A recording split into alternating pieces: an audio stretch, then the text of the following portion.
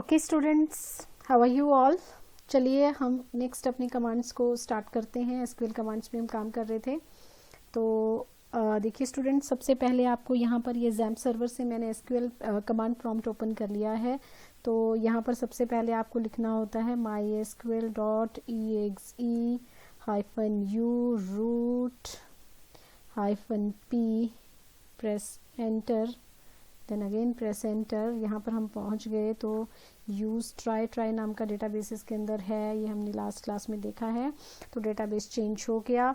तो चलिए बढ़ते हैं अपनी नेक्स्ट कमांड की तरफ। नेक्स्ट कमांड है आपकी ऑर्डर बाय कमांड। फाइन, सबसे पहले मैं आपको टेबल दिखा देती हूँ ताकि वो एंट्रीज आपको फिर से ध्यान में आ जाएं। सेलेक्ट स्टार फ्रॉम स्टूडेंट, ये हम फटाफट से यहाँ पर लिख देते हैं एंटर। ये आपकी स्टूडेंट टेबल है। तो हमने इसको ऑर्डरिंग करनी है, सॉर्टिंग करनी है। ऑर्डर बाय का मतलब है अल्फ़ाबेटिकली आप किस तरह से ऑर्डर में या न्यूमेरिकली किस तरह से ऑर्डर में आप किसी टेबल की एंट्रीज को करना चाहते हैं। फाइन, तो देखिए मैं यहाँ पर लिख रही हूँ सेलेक्ट स्टार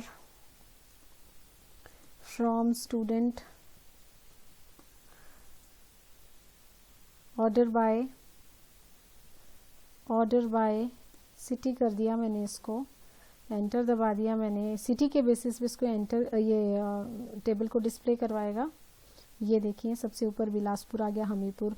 ऊपर वाले टेबल में आप देख सकते हैं यहाँ पहले शिमला था, बिलासपुर, ऊना, इस तरह से एंट्रीज थी। लेकिन यहाँ पर ये ऑर्डरिंग करके इसने यहाँ पे डिस्प्ले करवा दिया। ये थी असेंडिंग ऑर्डर। बाय डिफ़ॉल्ट ये असेंडिंग ऑर्डर में ही होता है, लेकिन डिसेंडिंग में भी हम इसको कर सकते हैं। उसके लिए हमें यहाँ पर कीवर्ड लिखना पड़ता है DESC। तो ये डिसेंडिंग ऑर्डर में हो जाएगा। सबसे पहले ऊना आ गया, शिमला आ गया, मंडी आ गया, किन्नौर, कांगड़ा। इस तरह से स्टूडेंट्स आप किसी भी कॉलम पे जो है ये ऑर्डरिंग आप लगा सकते हैं। असेंडिंग ऑर्डर में भी आप इसको देख सकते हैं और डिसेंडिंग ऑर्डर में भी आप इसको देख सकते हैं। और एक चीज़ और है कि आप जो है किसी भी ऑर्डर में, और एक से ज़्यादा कॉलम्स को भी आप किसी भी ऑर्डर में किसी भी मतलब दो कॉलम को भी आप यूज़ कर सकते हैं। जैसे अगर मैं यहाँ पर लिख देती हूँ सेलेक्ट स्टार फ्रॉम स्टूडेंट्स, किसके बेसिस पे, order by city comma name. यहाँ पर मैंने कर दिया, मैंने कहा सिटी के नाम पे भी करो, सिटी के बेसिस पे भी इसकी ऑर्डरिंग करो और नेम के बेसिस पे भी ऑर्डरिंग करो। तो देखिए इसमें ये कैसे करेगा। सबसे पहले ये सिटी के ऑर्डर पे ही, सिटी के बेसिस पे ही इसको करेगा। जो पहला कॉलम होगा उसी के बेसिस पे इसको ये सॉर्ट करेगा असेंडिंग ऑर्डर में, क्योंकि हमने यहाँ डिसेंडिंग कीवर्ड हटा दिया है। तो असेंडिंग ऑर्डर में करेगा सिटी के बेस पे। लेकिन मान लीजिए अगर एक से ज़्यादा बार, जैसे शिमला 3 बारी है, तो इनकी सॉर्टिंग कैसे करेगा, on the basis of name. वो हम देख भी लेते हैं अभी आप इसके ये चेक भी कर लीजिए। ANA इस तरह से है ये, ठीक है। अंजना, नव्य, अंकिता, ये आगे पीछे हैं इनकी एंट्री। तो इनको हम चेक करते हैं कि किस तरह से करेगा ये। मैंने एंटर दबाया, ओके। ये देखिए यहाँ पे शिमला, अंजना, अंकिता और कुश। अब ये प्रॉपर ऑर्डरिंग में हो गया। कैसे हुआ, पहले ही इसने सिटी के बेस पे किया इसको और फिर नेम के बेस पे किया। अब मान लीजिए मैं चाहती हूँ सिटी के बेस पे असेंडिंग ऑर्डर में हो और नेम के बेसिस पे ये डिसेंडिंग ऑर्डर में हो, तो हम सिटी के आगे लिख लेंगे, इसी तरह लिखेंगे select star from students, order by city के बाद हम लिख देंगे यहाँ पर कीवर्ड ASC और नेम के बाद हम लिख देंगे DESC, डिसेंडिंग ऑर्डर, ठीक है। तो सिटी के बेसिस पे ही असेंडिंग ऑर्डर में इसी तरह की ऑर्डरिंग रखेगा, लेकिन नेम के बेस पे डिसेंडिंग कर देगा। मतलब यहाँ पर इन तीनों में अगर हम देखें, क्योंकि यहीं पे जो एंट्री है वो रिपीट हो रही है, तो यहाँ पर सिटी की एंट्री रिपीट हो रही है, तो यहाँ पर ये कुश को ऊपर ले जाएगा, अंजना और अंकिता को नीचे कर देगा। ये देखिए यहाँ पे है ना, ये देखो कुश, अंकिता, अंजना। तो इस तरह से असेंडिंग, डिसेंडिंग और किसी भी तरीके से आप एंट्रीज को जो है सॉर्ट कर सकते हैं। तो चलिए नेक्स्ट कमांड है आपकी नल वैल्यूज को चेक करना, नल एंट्रीज को चेक करना। तो इसके लिए कमांड्स होती हैं इज नल और इज नॉट नल। तो देखिए मैं यहाँ पर एक कमांड लगाती हूँ, select star from student, order by नहीं करना है हमें क्या करना है, या ऐसे करते हैं, हम इसको चेक कर लेते हैं। मैंने सेलेक्ट करना है नेम कॉमा सिटी, कहाँ से, फ्रॉम स्टूडेंट, फाइन, वेयर, अब यहाँ वेयर क्लॉज लगेगा यार, where city is not null. ठीक है, तो देखिए जहां सिटी नल नहीं है वैल्यूज, वो सारी की सारी वैल्यूज ये चूज करके दे देगा। ये देखिए नेम और सिटी आपके पास सेलेक्ट होके आ गया। लेकिन मान लीजिए अगर यहाँ पर कोई एम्प्टी एंट्री है या कोई नल वैल्यू है किसी एंट्री में, तो वो उन एंट्रीज को भी डिस्प्ले कराएगा। अभी मेरे पास यहाँ कोई नल एंट्री नहीं है, तो अगर मैं इस नल लगाती भी हूँ, यहाँ पे नॉट को हटा देते हैं, तो ये क्या प्रिंट करवाएगा, एम्प्टी सेट। कोई एंट्री ऐसी नहीं है जहां पर सिटी की वैल्यू नल हो। लेकिन अगर यहाँ पर कोई एंट्री नल होती या कोई रिकॉर्ड नल होता तो वो हम यहाँ पर डिस्प्ले हो जाता। तो ये है आपकी नल वैल्यूज। नेक्स्ट कमांड करते हैं हम अपडेट कमांड। हाँ, आप यहाँ पर किसी भी रिकॉर्ड को अपडेट कर सकते हैं। मान लीजिए आपने अर्चना के मार्क्स को अपडेट करना है, फाइन, तो उसके लिए आप यूज करेंगे अपडेट कमांड। ध्यान से सिंटेक्स देखिए, अपडेट किसको अपडेट करना है, टेबल का नाम लिखना है स्टूडेंट, सेट, अब यहाँ वैल्यू को सेट करना है, set marks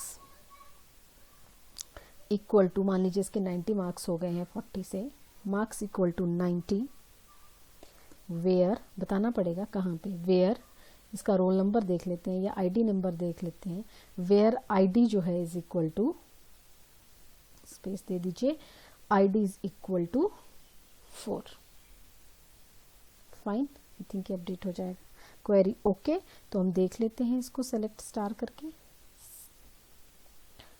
select star from student. ये देखिए अर्चना के मार्क्स कहाँ पे कितने हो गए, 90 मार्क्स हो गए। फाइन, तो इस तरह से आप अपडेट कमांड लगा सकते हैं। और मान लीजिए कि मुझे यहाँ पर अपडेट कमांड लगानी है, मैं चाहती हूँ कि कोई कंडीशन भी लगा सकते हैं, ऐसा नहीं है कि आपको इक्वल टू का ही यूज़ करना है। अपडेट हम इस तरह से भी कर सकते हैं। मान लीजिए कि मुझे किसको अपडेट करना है, मैं चाहती हूँ मैं क्लास को अपडेट करूँ, क्लास इक्वल टू मैं कर दूँ यहाँ पर 10th, कहाँ पर, जहाँ पर जो मार्क्स हैं, जहाँ जहाँ भी marks less than equal to मैंने कर दिया 40, जहाँ जहाँ भी मार्क्स जो हैं वो 40 से कम हैं, तो वहाँ पर मैं क्लास 10th कर दूँ। जैसे यहाँ पर लेस देन इक्वल टू लगाया ना, तो यहाँ पर मुझे एक ही एंट्री दिख रही है जहाँ पर मार्क्स 10th से उससे कम है, तो इसकी क्लास कौन सी, 11th है, ये 10th हो जाएगी। एंटर कर दिया, ठीक है। इसको हम चेक भी कर लेते हैं हो गया कि नहीं हुआ। ये देखिए पहले ये क्लास कितनी आ रही थी, 11th आ रही थी, अब कितनी हो गई, 10th हो गई, क्योंकि हमने इस तरह से इसको अपडेट कर दिया है। तो ये है आपकी अपडेट कमांड। आप कंडीशन भी लगा सकते हैं, आप एक से ज़्यादा कॉलम्स भी सिलेक्ट कर सकते हैं, और एक ही साथ मल्टीपल अपडेट्स भी आप कर सकते हैं। वो भी मैं 1 मिनट करके दिखा देती हूँ। जैसे कि हमने अपडेट कमांड को लिखा, जहाँ आईडी जो है मार्क्स हमने 90 कर दिए, फाइन, और सेट मार्क्स 90 कॉमा, अब मेरे को ये मार्क्स चेंज करने पड़ेंगे, 90 से मैं 100 कर देती हूँ और कॉमा लगा देती हूँ। यहाँ पर मुझे सिटी भी चेंज करनी है, फाइन, यहाँ पर मुझे सिटी भी चेंज करनी है, तो सिटी बिलासपुर है, तो मैं यहाँ पर कर देती हूँ, यहाँ पर मैंने कर दिया कांगड़ा, फाइन, तो ये चेंज हो गया। सेलेक्ट स्टार फ्रॉम स्टूडेंट, ये देखिए आप अर्चना को ढूंढिए, कहाँ है अर्चना, ये है अर्चना, तो इसके पहले बिलासपुर सिटी थी, अब क्या चेंज हो गई, कांगड़ा हो गई। तो देखिए स्टूडेंट्स, ये है आपकी कौन सी कमांड, इसको कहते हैं अपडेट कमांड। अब हम आते हैं डिलीट कमांड पे। डिलीट कमांड, डिलीट से आप कोई भी रो या सारी रोज या सारा टेबल डिलीट कर सकते हैं। तो एक रो डिलीट करने के लिए हम लिखेंगे डिलीट फ्रॉम स्टूडेंट वेयर, मैंने कहा where name equal to Munna. मान लीजिए हम इस एंट्री को डिलीट करना चाहते हैं, तो ये एंट्री डिलीट हो गई होगी आपकी। सेलेक्ट स्टार फ्रॉम स्टूडेंट से हम देख सकते हैं टेबल की एंट्रीज को। ये देखिए 10 एंट्री थी, अब कितनी रह गई, 9 एंट्रीज ही रह गई। और उसी तरह पूरी टेबल को अगर आपको डिलीट करना है या सारी रिकॉर्ड्स को आपको मेनली डिलीट करना है तो आप लिखोगे डिलीट फ्रॉम स्टूडेंट्स, कोई कंडीशन नहीं लगानी। तो उससे क्या होगा, आपके सारे के सारे रिकॉर्ड्स जो हैं वो डिलीट हो जाएंगे। फाइन, तो ये है आपकी डिलीट कमांड। उसके बाद नेक्स्ट चलते हैं हम सेलेक्ट टॉप। कमांड का नाम है सेलेक्ट टॉप, ठीक है। कमांड तो आगे आएगी, मैं बताती हूँ आपको कि किस तरह से। मान लीजिए ये आपकी टेबल है और इसमें से आप ऊपर के 5 ही रिकॉर्ड्स को सेलेक्ट करना चाहते हैं। आप नहीं चाहते कि आप जो है ज़्यादा रिकॉर्ड्स को देखें। और बेसिकली ये वाली कमांड जो है वो वहाँ यूज़ होती है जहाँ पर आपके पास ह्यूज डेटाबेस है और आप सभी एंट्रीज को नहीं चेक करना चाहते हैं, तो वहाँ पर आप इसको यूज़ कर सकते हैं। इसके लिए हम लिखेंगे सेलेक्ट स्टार फ्रॉम स्टूडेंट और उसके आगे हम लिमिट लगा देंगे, लिमिट 5। तो ये 5 ही रिकॉर्ड्स आपको दिखाएगा इस तरह से। ये सिर्फ 5 ही रिकॉर्ड आपको दिखाएगा। तो स्टूडेंट्स इस तरह से आप जो है लिमिट लगा सकते हैं ह्यूज डेटाबेस के ऊपर कि आपको थोड़ी सी ही एंट्रीज वहां से दिखें। फाइन, नेक्स्ट है आपका मिनिमम, मैक्सिमम, एवरेज, सम। फाइन, ये वाले फंक्शन हम करने जा रहे हैं और काउंट फंक्शन। सबसे पहले मिनिमम और मैक्सिमम। देखिए मान लीजिए आप मार्क्स वाले कॉलम में आपके पास 1000 एंट्रीज हैं और आप उसमें से चेक करना चाहते हो कि मिनिमम मार्क्स कितने हैं या मैक्सिमम मार्क्स कितने हैं। तो उसके लिए आप क्या लिखोगे, सेलेक्ट मिन और यहाँ आप एंटर कर दोगे मार्क्स, सॉरी, सेलेक्ट मिन मार्क्स, ठीक है, मिनिमम मार्क्स। तो इस कॉलम का नाम में मिनिमम जो मार्क्स कॉलम है ये मेरी रिपोर्ट में किस तरह से आया उसका नाम मैं दे देती हूँ यहाँ पर एज min अंडरस्कोर मार्क्स, ये लिखा हुआ है वहाँ पे। ये मैं चाहती हूँ डिस्प्ले होते हुए, वो मैं दिखाती हूँ आपको कब कैसे आएगा, ठीक है। सेलेक्ट मिन मार्क्स एज मिन मार्क्स फ्रॉम स्टूडेंट। यहाँ पे स्टूडेंट्स मैंने क्या किया, यहाँ पर मिनिमम नाम का जो फंक्शन था, इनबिल्ट फंक्शन, उसको यूज किया। किस पे लगाया, मार्क्स नाम के कॉलम पे। और जब वो डिस्प्ले होगा तो मेरे ऊपर कॉलम का नाम मिनिमम अंडरस्कोर मार्क्स लिखा हुआ आएगा। ये देखिए मिनिमम मार्क्स 40 है ना। तो जो हमारे स्टूडेंट टेबल के अंदर मिनिमम मार्क्स का कॉलम था, उसमें से मिनिमम इसने मुझे यहाँ पर दिखा दिया। और ये मिन अंडरस्कोर मार्क्स कैसे लिखा हुआ आया, क्योंकि मैंने एज करके इसको नया नाम दे दिया। इसको हम एलियास भी कहते हैं। इस तरह से हम किसी भी कॉलम का नाम चेंज कर सकते हैं, लेकिन ये चेंज परमानेंटली नहीं होता है। ये सिर्फ इस क्वेरी के टाइम पे ही चेंज होगा डिस्प्ले करने के लिए, ठीक है, ताकि आपको रिपोर्ट जो है वो इस तरह से दिखे। अदरवाइज इस कॉलम का नाम मिन मार्क्स आता है इस तरह से, है ना। बट मैंने इसको थोड़ा अच्छे से रिप्रेजेंट करने के लिए मिन अंडरस्कोर मार्क्स कर दिया। लाइकवाइज हम फंक्शन लगाएंगे यहाँ पर मैक्सिमम मार्क्स।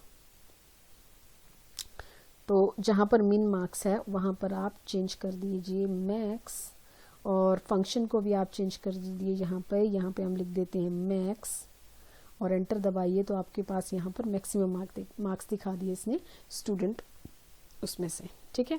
उसी तरह अब हम यूज करना चाहते हैं काउंट फंक्शन को। फाइन, अब हम काउंट फंक्शन लगाना चाहते हैं। तो मैंने काउंट कर लेने, मार्क्स को ही मैं काउंट कर लेती हूँ, COUNT काउंट लगा दिया। बताएगा कितने मार्क्स कितने हैं, कितने मतलब 1 2 3 4 5 इस तरह से।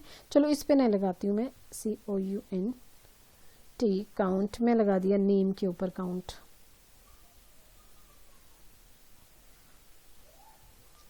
मैंने इसको नेम कॉलम पे लगा दिया। फाइन, और इसका नाम जो है, नाम तो नाम ही आए नेम इस तरह से। तो मैं एज को भी हटा सकती हूँ। चलो लिख देती हूँ मैं इसका, ये NA कैपिटल्स में लिखा हुआ है NAME।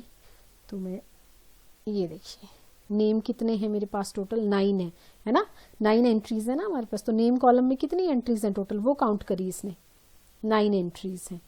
फाइन, अब उसी तरह से मैं यहाँ पर लगा देती हूँ, मार्क्स कॉलम पे लगाती हूँ मैं। ये मुझे सम कैलकुलेट करना है। किसका सम कैलकुलेट करना है, जितने भी ये मेरे मार्क्स हैं उनका सम कैलकुलेट करना है। और इसको मैं टोटल अंडरस्कोर मार्क्स का जो है वो नाम दे देती हूँ। फाइन। तो ये देखिए टोटल मार्क्स, ओके, एस को हटाना पड़ना था, एस यहाँ स्पेस देना पड़ना था, कोई बात नहीं, फिर भी यहाँ पे डिस्प्ले हो गया। तो टोटल मार्क्स यहाँ पर इस तरह से हमारे डिस्प्ले हो गए। अब हमारे पास एवरेज फंक्शन रह गया है, तो मैं यहाँ पर एवरेज लगाती हूँ मार्क्स के ऊपर ही, AVG। तो ये एवरेज मार्क्स कैलकुलेट कर देगा, AVG, फाइन। तो ये एवरेज मार्क्स हमारे वहाँ पे आ गए। तो इस तरह से स्टूडेंट्स किसी भी, जहाँ भी ऑब्वियसली सम और एवरेज तो आप उसी पे लगाओगे जहाँ पर मार्क्स मतलब न्यूमेरिक वैल्यूज़ होंगी, इस तरह की वैल्यूज़ होंगी, जैसे सैलरी के ऊपर हमने लगा दिया या किसी और कॉलम के ऊपर लगा दिया, फाइन। तो ये है आपका इनबिल्ट फंक्शंस। और उसके बाद आते हैं आपके एलियासिस। एलियासिस का मतलब है to give another name to a column और अ टेबल, है ना। तो नेम्स को ज़्यादा रीडेबल बनाने के लिए, जैसे मैंने यहाँ पर एज नाम का, एज कीवर्ड को यूज़ किया, select count name as name, मैंने स्मॉल की जगह कैपिटल, मुझे चाहिए कि मैं इस तरह से अपनी वैल्यूज़ को डिस्प्ले करवाऊँ। तो देखिए स्टूडेंट्स, यहाँ हम कॉलम के नामों को भी चेंज कर सकते हैं। तो ये है आपका जो है इस तरह से। मैं इसका मिनट्स चेक कर लेती हूँ, ओके 16 मिनट्स, फाइन। इस तरह से हम ये फंक्शंस लगा सकते हैं। तो देखिए स्टूडेंट्स, ये काफ़ी कमांड्स अभी हो गई अभी के लिए। नेक्स्ट लेक्चर में हम इससे नेक्स्ट कंटिन्यू करेंगे। सो तब तक के लिए